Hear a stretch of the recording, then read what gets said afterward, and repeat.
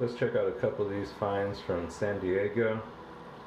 I actually did find that cabochon in that ditch where I filmed the last video. It was pretty coincidental.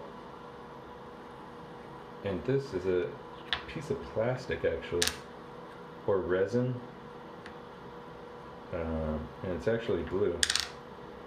It's a beautiful carving. It's so trippy. This was made by somebody as a piece of art.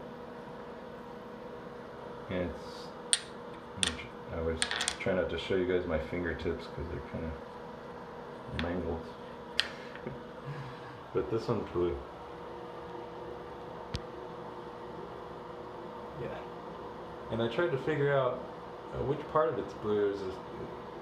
I don't know. It's difficult to decipher. I think that's the cool part about it, is that when you turn it at angles, like the blue sort of appears to be a part of it and then it doesn't, you know, like because of the way that they carved it. Oh man, that is so cool that they did that. Anyway, it's a piece of resin. Look how beautiful that. I wouldn't even touch it. It's perfect for wire wrap or anything. I'd wear it as a piece of jewelry personally. But you can see a couple of the small little bubbles in it. Oh my gosh. You can't touch it. It's just like, it's beveled. It's such a weird, beautiful angle there. What a gorgeous piece of art someone threw in a ditch.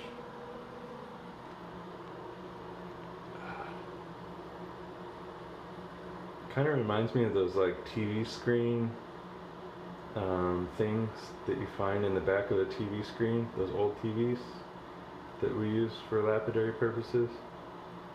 So yeah, if you get a really old TV, there's actually a cube in the back, kind of in that like brainstem looking part of the TV, and it'll look even cooler than this. Like it'll have rainbows in it and shit. This one, I think they glued in a thin layer of blue. But as you turn it at angles, it tricks you. So I definitely tripped out on that. This was the Antigarite. It was pretty jasperized. This would cut and polish okay. It's a little bit wet right now. It's a pegmatite rock. It's a rhyolite. It's a certain type of rhyolite you would call Antigarite because, or you could call it a pudding stone. Sometimes people call them pudding stones because there's a certain sort of bread pudding or something that looks like this, except for not green. Most pudding stone is usually like beige or orangish. But this one did have a crystal over 2 centimeters, so that would make it a pegmatite rock. I don't know what that is, like a little mica or something, but cool focal point. Nice green color. I'm going to show you one from my area. Same type of rock, but more opalized. And I think this would be a higher quality. The color is a little bit more gray. It's more green. But yeah, that was awesome.